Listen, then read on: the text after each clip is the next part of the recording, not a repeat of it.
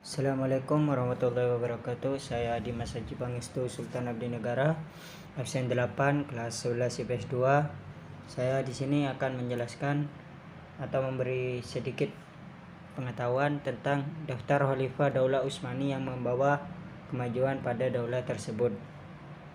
Di sini saya hanya mengambil beberapa yang mungkin bagi saya itu hanya bagian itu saja yang bisa dipelajari dulu dan tidak perlu semuanya.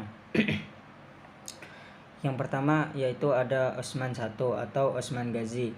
Nah, Utsman Ghazi ini adalah beliau yang mendirikan Daulah Utsmani, berkuasa sekitar tahun 1299 sampai 1323 atau 1324 karena tidak diketahui juga. Lahir tidak diketahui dan wafat pada tahun 1323 atau 1324 juga. Dia merupakan pemimpin pertama dari negara Utsmaniyah yang di masanya masih berupa kadipaten kecil. Ia mewarisi jabatan ayahnya sebagai adipati di bawah Kesultanan Seljuk. Saat kesultanan tersebut mengalami gonjang-ganjing, Utsman memerdekakan diri dan memerintah kadipaten berdaulat itu sampai akhir hayatnya pada tahun 1323 atau 1324. Seperti apa yang sudah saya katakan tadi, sepeninggalnya keturunannya menggunakan namanya sebagai dinasti dan negaranya yaitu dinasti Utsmani atau Utsmaniyah dalam bahasa Arab dan juga bahasa Indonesia. Sedangkan dalam bahasa ejaan barat itu menjadi Ottoman. Yang kedua ada Mehmed I yang berkuasa pada 5 Juli 1413 sampai 26 Mei 1421. Lahir pada tahun 1381 di Bursa Kesultanan Utsmaniyah. Wafat 26 Mei tahun 1421. Bursa Kesultanan Utsmaniyah. Dia menjadi Sultan Tunggal negara Utsmani setelah mengalahkan saudara-saudaranya dalam perebutan tahta. Selama 11 tahun sepeninggalnya, ditawannya ayah mereka Sultan Bayezid I oleh Timur Leng. Atas pencapaiannya, Mehmed I kerap dijuluki sebagai pendiri kedua Utsmani.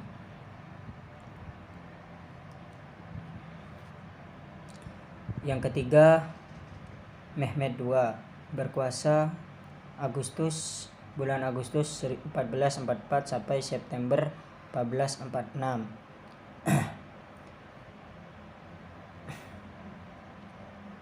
Lahirnya 30 Maret 1432 di Edirne, Eyalet Rumelia, Kesultanan Utsmaniyah. Wafat 3 Mei 1481 di umur ke 49 Kesultanan Utsmaniyah. Dia juga luas dikenal sebagai Muhammad Sultan Al-Fatih. Merupakan penguasa Utsmaniyah ke-7 dan berkuasa pada tahun 1444 sampai 1466 dan 1451 sampai 1482 karena dia menguasai 2 periode. Pencapaiannya yang paling dikenal luas adalah menaklukkan Konstantinopel pada tahun 1453 yang mengakhiri riwayat kekaisaran Romawi Timur, menjadikannya sebagai julukan sang penakluk atau Al-Fatih. Mehmed dikenal sebagai pemimpin yang cakap dan mempunyai kepakaran dalam bidang kemiliteran, ilmu pengetahuan, matematika, dan menguasai 6 bahasa saat berumur 21 tahun. Dia dikenal sebagai pahlawan di Turki maupun di dunia Islam secara luas. Dalam sejarah Islam, Mehmed dikenal sebagai salah seorang pemimpin yang hebat sebagaimana Sultan Salahuddin Al-Ayyubi dan juga Sultan Saifuddin Mahmud Al-Qutuz. Di pemerintahan Mehmed lebih memilih para pejabat tinggi dari latar belakang devshirme daripada mereka yang berasal dari keluarga bangsawan, menjadikan kendali negara benar-benar terpusat pada sultan. Dan yang terakhir, yang keempat, Mahmud II yang berkuasa dari tahun 1808 sampai 1839, wafat pada tahun 1839.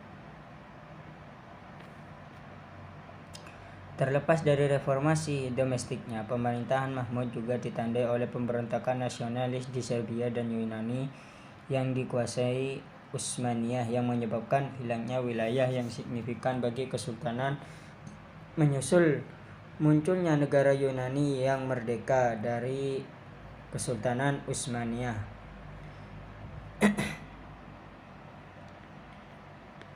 Ya, mungkin ini saja yang bisa saya sampaikan, karena mohon maaf jika banyak kekurangan dan juga banyak kesalahan dari apa yang telah saya sampaikan. Wassalamualaikum warahmatullahi wabarakatuh.